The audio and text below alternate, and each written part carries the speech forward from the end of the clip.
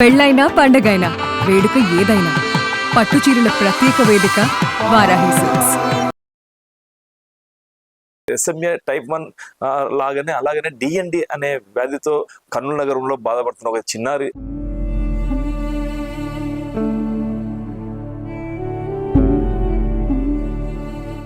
₹26 కోట్ల ఇంజెక్షన్ వేస్తే కానీ బ్రతకని పరిస్థితి. కర్నూలు నగరంలో డిఎన్డి అనే వ్యాధితో 4 ఏళ్ల చిన్నారి బాధపడుతున్నాడు. అయితే ఎదిగే కొద్దీ కండరాలు క్షీణించడం జరుగుతుంది. మనం చూస్తున్నాం. హర్షత్ గురుదత్త మన పిల్లోడు ఉన్నాడు.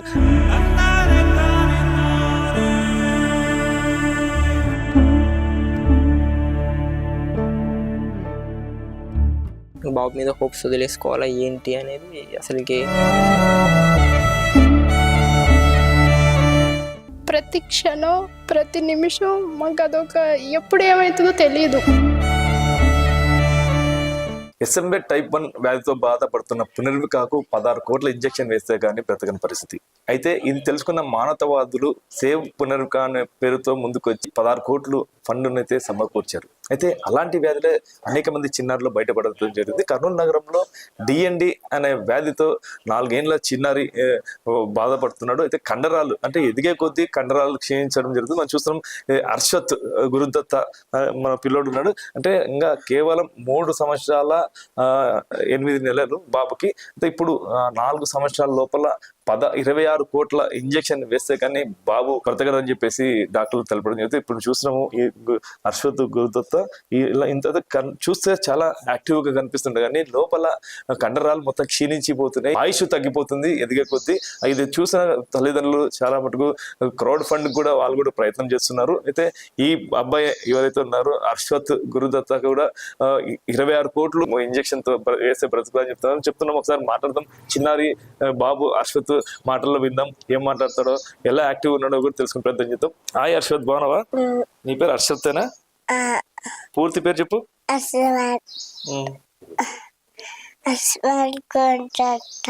అవునా? బాగా ఆడుకుంటావా నువ్వు? ఆడుకుంటాను.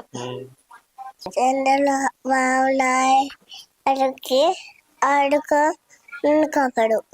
ఆ డిఎన్డి ఎలా వ్యాధి బయటపడింది మొత్తం తెలుసుకున్న ప్రయత్నం చెప్తాం. మొత్తం పాటు వాళ్ళ పేరెంట్స్ ఉన్నారు, చిన్నారి పేరెంట్స్. వాళ్ళు అడుగుతారు. చెప్పండి, డిఎన్డి అనే వ్యాధి బయటపడింది, ఎలా బయటపడింది, ఎప్పుడు తెలుసుకున్నది?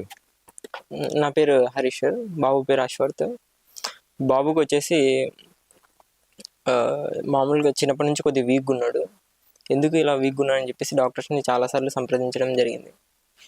డాక్టర్స్ వచ్చేసి ఇది నార్మల్గా అండి, ఫుడ్ సరిగ్గా పెట్టండి అని డాక్టర్స్ కూడా చెప్పారు. ఏదైనా ఉంటే ఒక 3 years తర్వాత ఏదైనా ఉంటే తెలుస్తుంది అని చెప్పారు. మేము ఇంకా 3 ఇది బాబుని అబ్జర్వ్ చేస్తూ ఉన్నాం, ఎందుకు ఇంత వీక్గా ఉన్నాడు అని డాక్టర్స్ చూపిస్తున్నాము. డాక్టర్స్ కూడా ఏం కాదు, ఇది మీరు టెన్షన్ ఎక్కువ పడద్దండి, అదేం లేదని చెప్తూనే ఉన్నారు.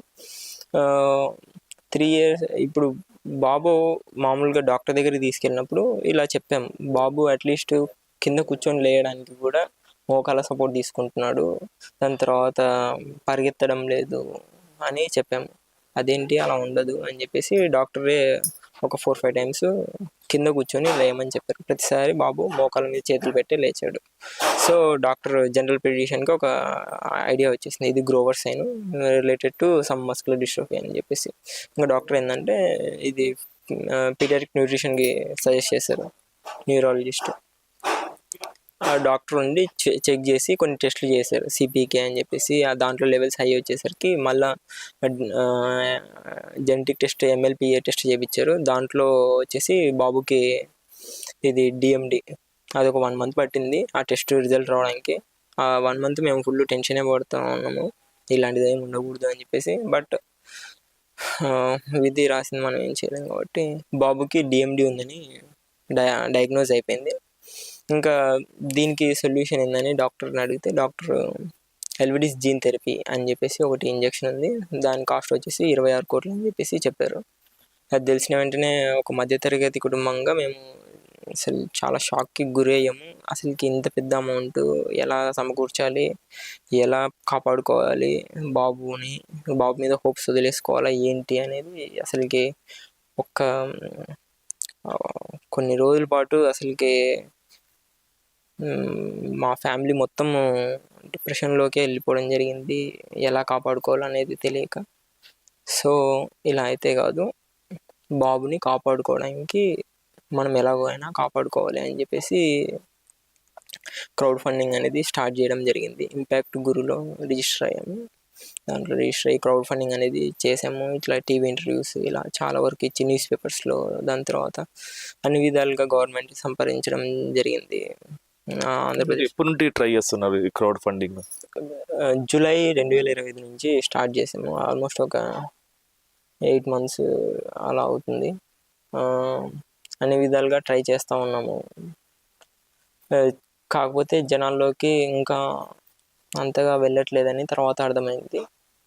సో ఎలాగైనా కానీ జనాలు అందరికీ ఈ మా ఇంటర్వ్యూస్ కానీ వీడియోస్ కానీ అందరికీ రీచ్ అయ్యి అందరు ముందరికి వచ్చి మా బాబుకి ఇంకొక పునర్జన్మ ఇచ్చి కాపాడతారని కోరుకుంటున్నామండి. బాబుకి ఇంజెక్షన్ ఎప్పుడు లోపల వేయాలని చెప్పి డాక్టర్లు చెప్తారు. ఇప్పుడు బాబు ఇప్పుడు నడుస్తున్నాడా లేకపోతే ఎలా ఉంది? బాబు ఏజ్ వచ్చేసి 3 years 8 months అండి ప్రజెంట్. బాబుకి 4 years లోపు ఇస్తే, అంటే 4 years ఏజ్ వచ్చే లోపు ఇస్తే, అంటే ఇంకో 4 months ఉంది ప్రజెంట్.